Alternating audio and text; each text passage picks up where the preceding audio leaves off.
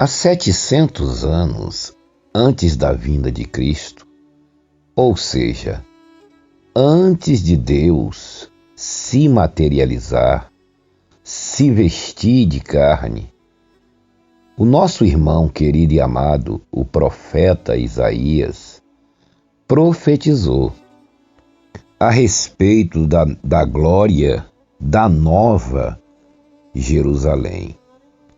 Todos os profetas, todos os homens de Deus, nossos irmãos, falaram a respeito da vinda do Senhor Jesus, da manifestação de Deus em carne, né? Quando Deus ia chegar uma época que ele, lá na frente, iria se materializar, né?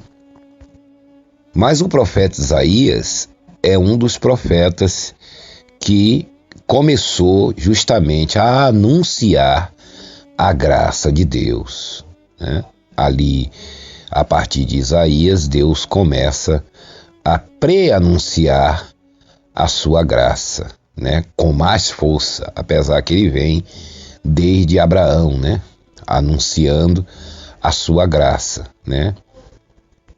Então você vê claramente 700 anos antes da vinda do Senhor Jesus, ou seja, 2.700 anos atrás, a graça de Deus já estava sendo profetizada, né?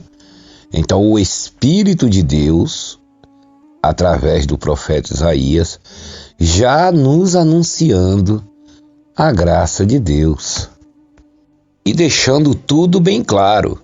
Então quer dizer o seguinte: se os nossos irmãos judeus do passado e dos dias de hoje não acreditam no Evangelho do Senhor Jesus Cristo, no apóstolo Pedro, no apóstolo Paulo e em todos os apóstolos do Senhor Jesus, eles não acreditam, deveriam pelo menos acreditar no profeta Isaías, né? Porque se eles acreditam na Bíblia, né, na Torá, como eles têm a Torá, né?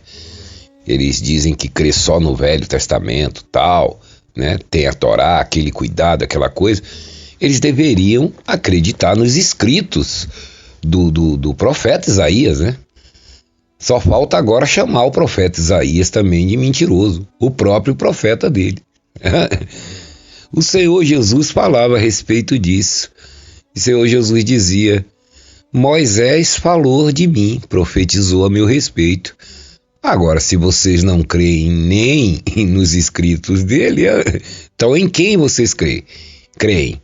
Vocês não creem em Moisés, não creem em Deus, não creem em ninguém. Então, em quem é que vocês creem? Né? Porque Moisés falou de mim, todos os profetas falou de mim.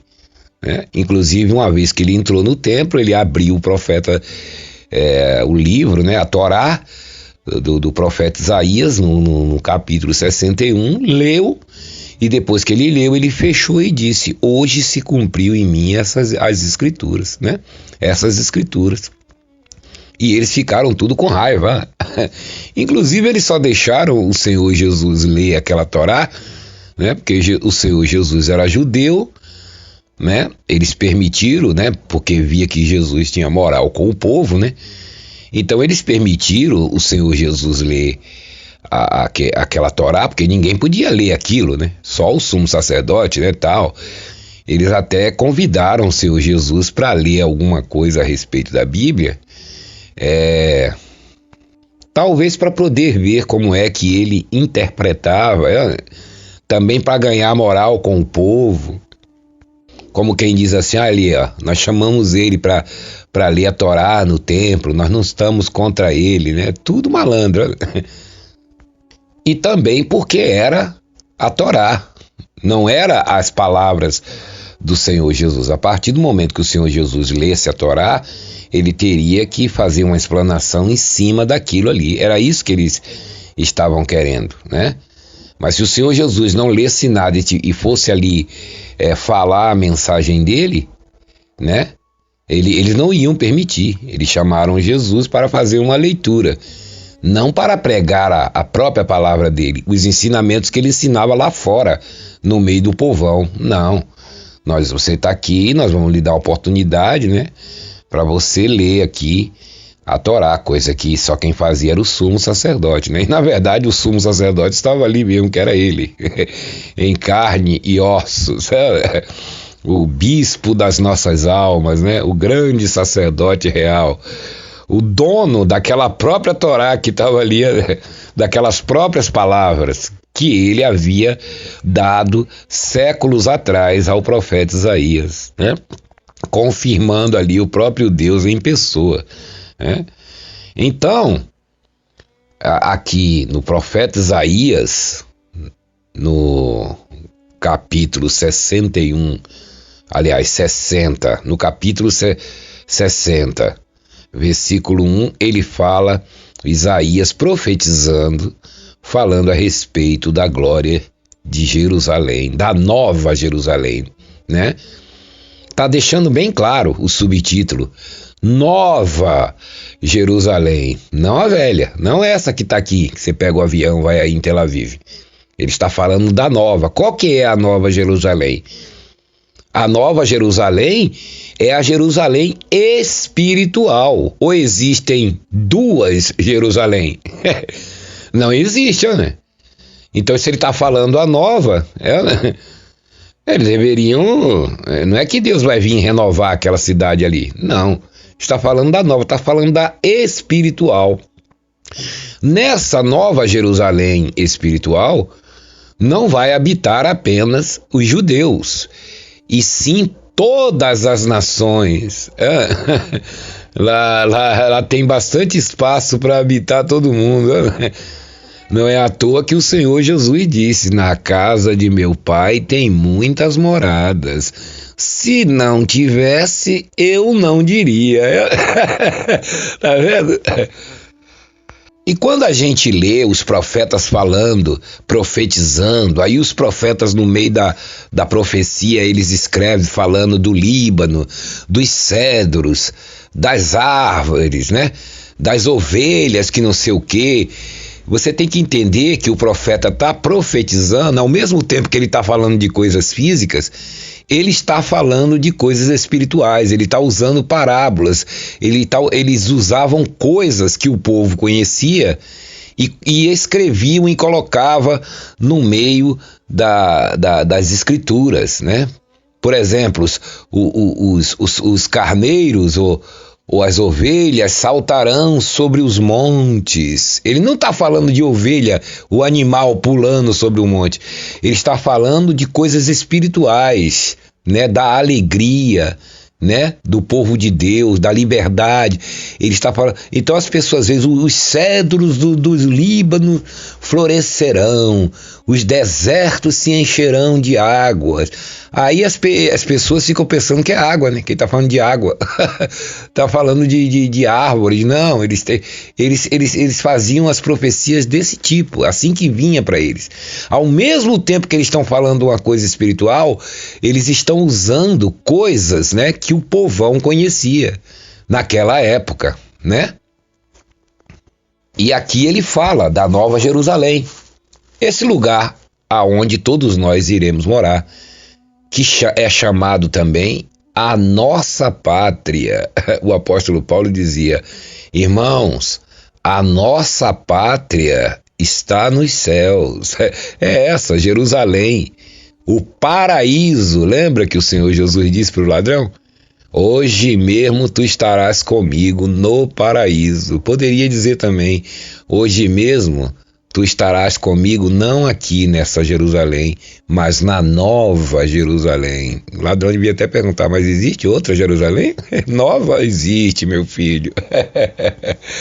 Então ele diz aqui, ó, Isaías 60. Mais claro do que isso, só água, ou sol, né? Diz aqui, ó, Isaías 60, a glória da nova Jerusalém. Aí o profeta começa a profetizar, dispõe-te e resplandece, porque vem a tua luz. Falando a respeito de Jesus. E a glória do Senhor nasce sobre ti, tá vendo? O Senhor Jesus, que estaria em carne, mas a glória de Deus, o Espírito de Deus estaria sobre ele. Porque eis que as trevas cobrem a terra. As trevas o quê? Cobrem a terra, a escuridão. Que trevas são essas? A terra estava sem candeeiro, era no candeeiro naquela época, né? Não tinha luz elétrica. Imagine as trevas cobrindo a terra, todo mundo na escuridão, o povo de Jerusalém, as nações, o povo que havia naquela época estava na escuridão, não tinha nem um candeeiro, uma fogueira, nada. Ele não está falando dessa escuridão, ele está falando da escuridão e das trevas espirituais. Quando aconteceu essas trevas? Quando Adão desobedece a Deus, o mundo, o universo, era iluminado, não apenas pela luz das estrelas, das galáxias, não. Era iluminado pela presença de Deus. Tanto o nosso universo físico, como o outro universo que está aqui do nosso lado aqui. Tem dois universos, se você não sabe. Esse universo nosso aqui, ele está em expansão e desaparecerá. Esse universo nosso, ele vai voltar ao seu estado original. Lembra aí que os nossos irmãos físicos falam a respeito do Big Bang, né? Daquela grande explosão que teve e começou todo o universo. Eles não estão mentindo, não. Isso é provado cientificamente, tudo direitinho. Eles estão certos. Eles só não sabem o que havia antes do Big Bang. Né? Eles só não sabem o que havia, como começou. É isso que todos eles estão há séculos aí querendo saber. E neste exato momento existem milhares de físicos estudando para entender quem criou o universo, né? De onde veio, como surgiu o universo. Eles têm uma base, que é aquela explosão, né? Que não foi explosão, né? Não tem nada a ver com explosão. Isso aí é assunto para outro vídeo, né? O Big Bang, dali em diante para frente até os dias de hoje, eles sabem, né? Porque eles têm a matemática, Deus concedeu a matemática, Deus permitiu, né, que nós tivéssemos conhecimento disso. Através de quem?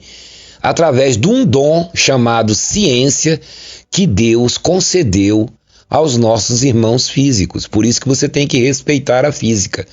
A física é o estudo da natureza, do universo, conhecer as coisas, saber o que é o quê. Como é que as coisas se formam, de onde que as coisas vieram, né? A pedra, o mato, o mar, a lua, as estrelas. Isso é um dom que Deus concedeu a essas pessoas, assim como concedeu a mim e a você os nossos dons. Um é pedreiro, outro é pintor, outro é médico, outro é músico, outro é isso, outro é aquilo, enfim. Todas as profissões que os homens têm na face da terra são dons que Deus concedeu. E todo mundo tem que respeitar o dom de todo mundo. Né? Agora aqui no Brasil está a mania de não querer respeitar os físicos, respeitar a ciência. Né?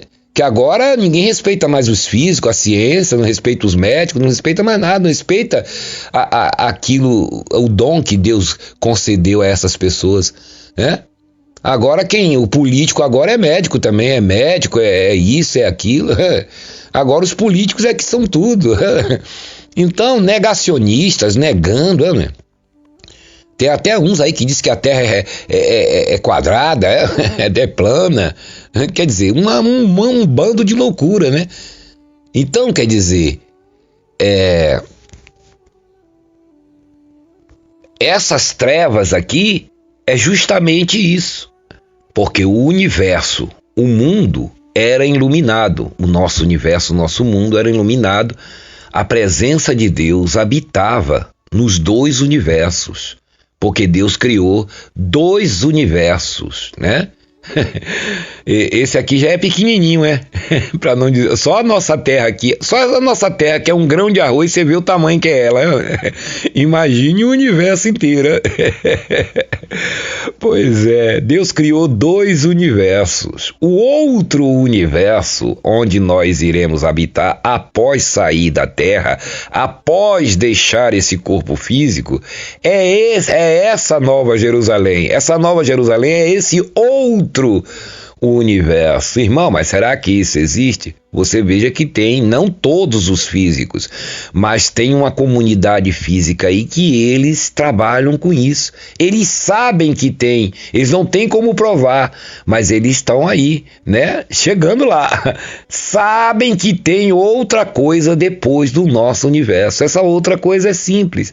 É o reino de Deus, é a Nova Jerusalém, que eles chamam de mundo invisível, virtual. É invisível mesmo. Pois é, se fosse visível, todo mundo via, né?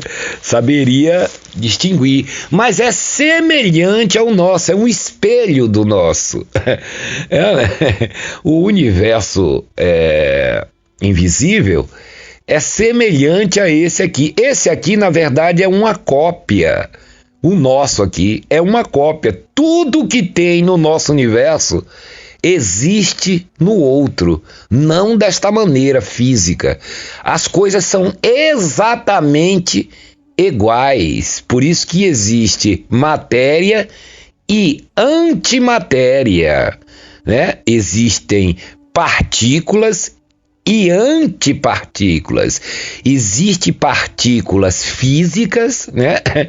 E existem partículas de antimatéria, que embora eles pensem que esse universo, alguns, né, pensem que não existe, existe. Mas mesmo a antimatéria, ela é ainda uma coisa física. Meu Deus do céu, mesmo assim ainda é física. Porque existe também o mundo totalmente invisível. Né? Além da gente ter um universo de antimatéria, temos a casa do Pai ainda que fica do lado, totalmente invisível. É neste lugar onde vai habitar todas as nações, inclusive eu e você, todos nós. Tudo que nós temos aqui, temos do outro lado. Aliás, o mundo verdadeiro, o universo verdadeiro, é o espiritual, que nós chamamos de espiritual. Né? Então diz aqui, ó. Dispõe-te e resplandece, Isaías 60. Né? Aí já era uma profecia profetizando, Isaías 700 anos, que o Senhor Jesus viria, né? Aí ele diz, resplandece, dispõe-te e resplandece, porque vem a tua luz. Claro, o mundo estava em trevas, né? O universo através do pecado de Adão. E a glória do Senhor nasce sobre ti, tá vendo? Ninguém tinha luz. Lembra que o Senhor Jesus falava? Eu sou a luz do mundo. Imagina os líderes religiosos ouvindo isso. E quem me segue não andará em trevas. Olha aí. É como se ele dissesse assim, você está querendo dizer que só você tem luz aqui? Só eu que tenho, por enquanto. Depois eu vou passar para vocês. Aí ele diz aqui, ó, Isaías 60, 12. Porque eis que as trevas cobrem a terra e a escuridão os povos, tá vendo? Não era só a terra não, os povos. E toda vez que Deus fala terra na Bíblia, ele não está se referindo só ao planeta Terra, ele está se referindo a todo o universo. Porque não existe terra se não houver universo. Imagina, não existe universo e essa terra aqui está onde? Pois é, para existir terra tem que haver primeiro o universo inteiro, completo. A terra faz parte do universo. Né? Marte, Saturno, Netuno, né? As estrelas, as galáxias. Né? Aí ele diz aqui, ó, eis que a terra, Isaías 60, versículo 2, cobrem a terra, as trevas espirituais, né? Aquela que Adão colocou, e a escuridão os povos, tá vendo? Os povos estavam em escuridão. Mas sobre ti quem? Jesus. Apareceu resplandecente quem? O Senhor. E a sua glória se vê sobre ti. Tá vendo? Que maravilha, né? A tua luz, né? Para a sua glória se vê sobre ti. As nações se encaminharão para a tua luz, e os reis para o resplendor que te nasceu, tá vendo? As nações, tá vendo, irmãos judeus? Não é só vocês, não. As nações, não disse a nação ou a nação judaica. Vocês são nossos irmãos e nós somos irmãos de vocês. Todos nós iremos morar no mesmo lugar, como está Abraão, Isaac, Jacó e o nosso irmão Isaías aqui que deixou essa palavra. Agora, eu vou repetir o que Jesus disse: se vocês não creem nem nos próprios escritos do Isaías, dos seus próprios profetas, vão crer em quê? Tá vendo? As nações, quem está dizendo isso? Deus, através do profeta Isaías, que vocês dizem que acreditam nele, nos escritos dele, inclusive tem a Torá. Tá vendo? As nações, quem são essas nações? As nações que existiam na época, as nações que já morreram.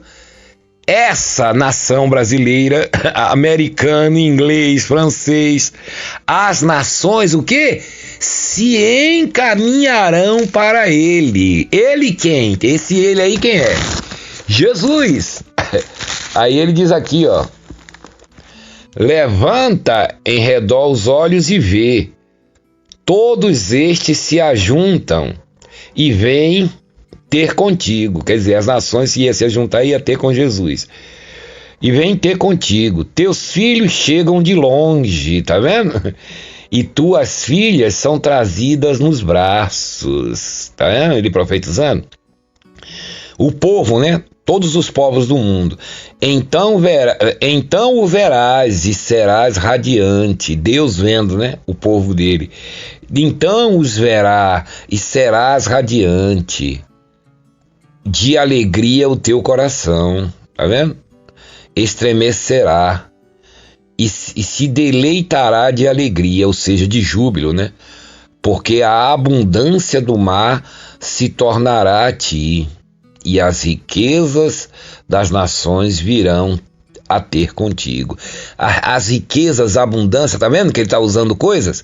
Ele está falando aqui da graça de Deus, ele está falando do Espírito, da maravilha, das coisas de Deus. Quando ele está falando de nações aqui, ele não está falando de riquezas, de bens materiais, não. É porque as pessoas viam a glória de alguém naquela época pelo que a pessoa tinha, os reis, os príncipes.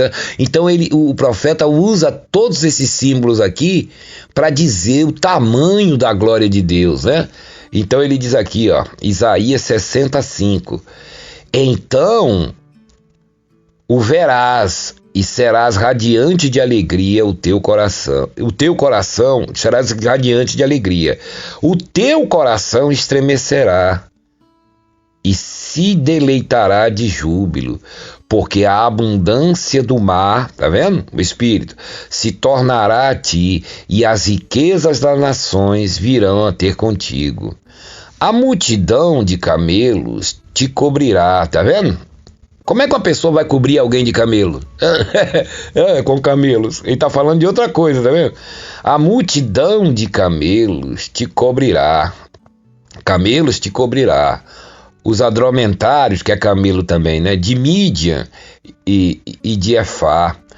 Todos virão de Sebá e trarão ouro, incenso e publicarão os louvores do Senhor. Tá vendo? Todas as ovelhas de Quedar se reunirão junto de ti e servir-te-ão. Os carneiros de Nabote, de Neboite, né? Neboite, ele tem um nome aqui, é o nomezinho, hein? Para o meu sagrado, os carneiros de Nebote, para o meu agrado subirão ao meu altar, Deus falando, e eu tornarei mais gloriosa a casa da minha glória. Tá vendo? Só Deus é que pode estar falando uma coisa dessa. Eu tornarei mais gloriosa a casa da minha glória. Quando é que tudo isso ia acontecer? Isso tudo é uma profecia lá para frente. Veja que Isaías está 700 anos antes do Senhor Jesus profetizando isso. É justamente isso, porque Jesus, Deus, se vestiria de carne, como ele se vestiu, ficou 33 anos aqui. O mundo que estava em trevas viu a grande luz, né?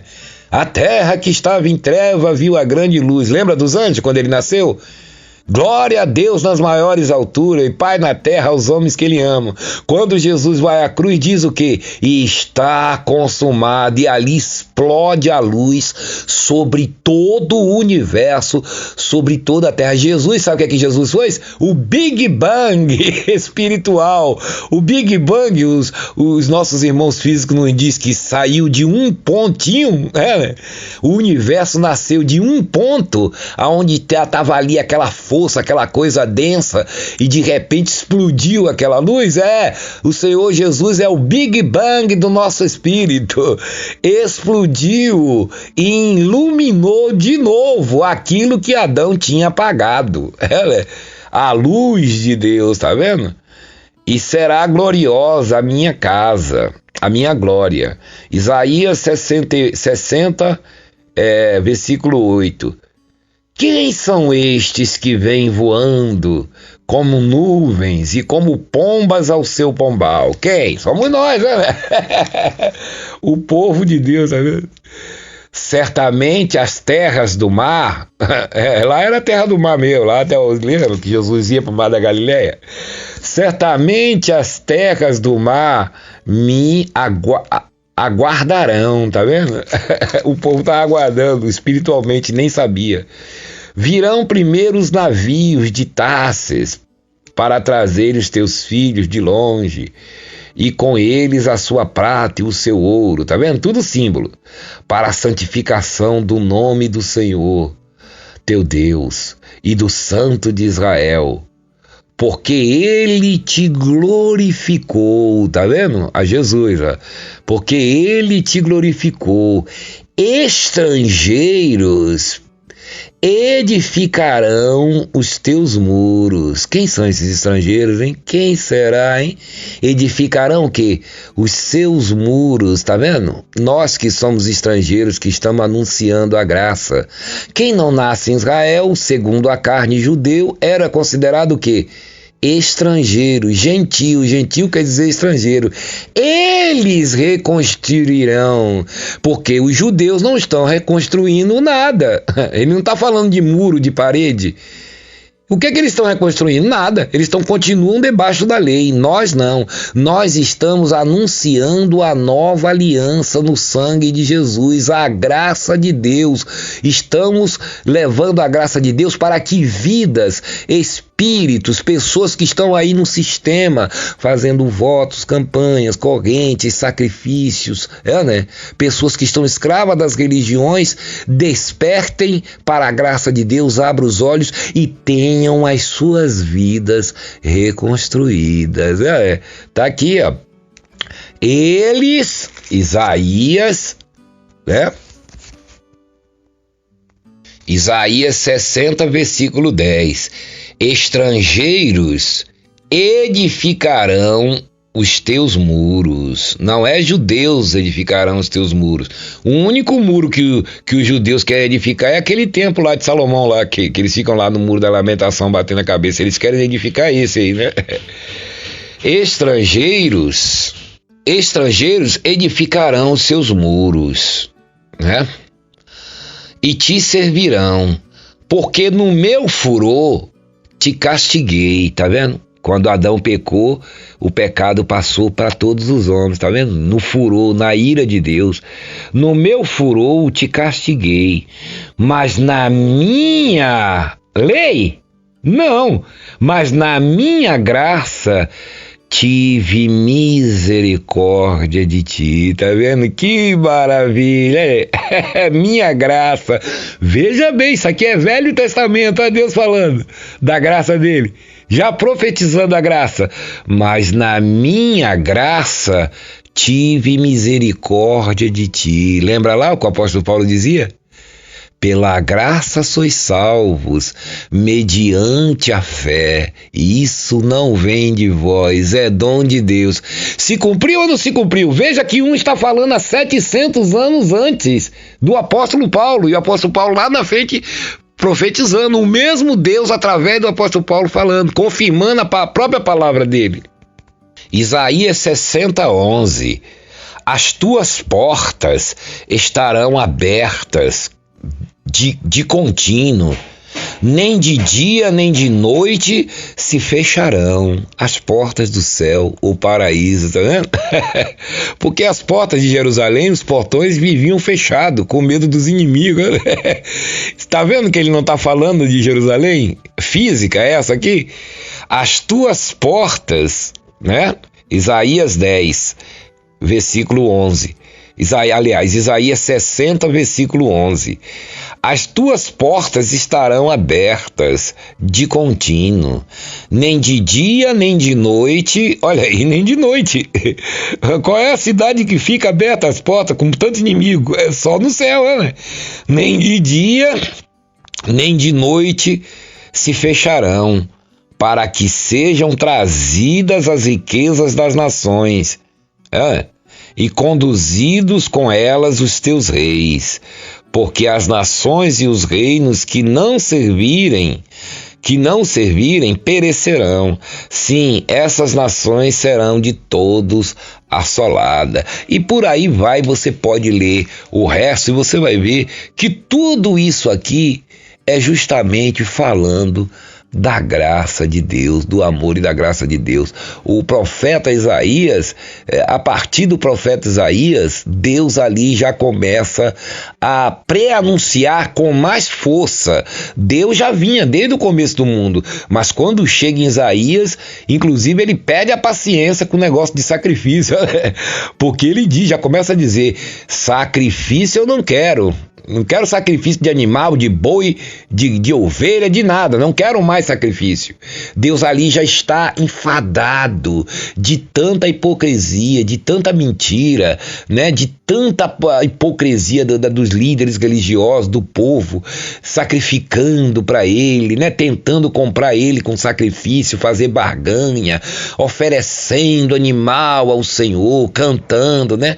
E Deus dizia, não posso suportar, né? A hipocrisia misturada à solenidade. É o que você mais vê nesse sistema religioso. Então Deus ali já estava cansado, já estava chegando o fim, né? Na lei. E a partir de Isaías, Deus começa a prenunciar a sua graça, né? Aí vem lá Isaías 61, onde diz, o Espírito do Senhor está sobre mim, né? Porque o Senhor me ungiu para anunciar. Quem é esse que Deus ungiu? É algum profeta? Não, está se referindo a Jesus, ou seja, a ele mesmo, que se vestiria de carne e viria aqui fazer a purificação de todos os nossos pecados. Quando eu falo nossos assim, é só para você entender, mas não são nossos não, tá? Esses pecados são de Adão. Adão é quem cometeu o pecado. Nós somos as vítimas. Ele é que passou, como um coronavírus, passou para todo mundo. Contaminou todo mundo. Ou seja, você não fez nada para ser pecador. Você se perguntar, por que eu sou pecador? Por que eu tenho que ter um pecado, tenho que ir para o inferno, tenho que... Não, você não fez nada para pecar, nem fez nada para ser salvo. Quem pecou? Adão. Quem te salvou? Jesus. Adão colocou, Jesus tirou. E o que é que você tem que fazer? Graças a Deus, dá glória a Deus. E se maravilhar. Seria uma injustiça Deus lhe mandar para o inferno se não foi você que mexeu em nada lá, foi você que foi lá comer maçã, comer jaca, comer o fruto lá, seja lá o que for. Foi você que foi?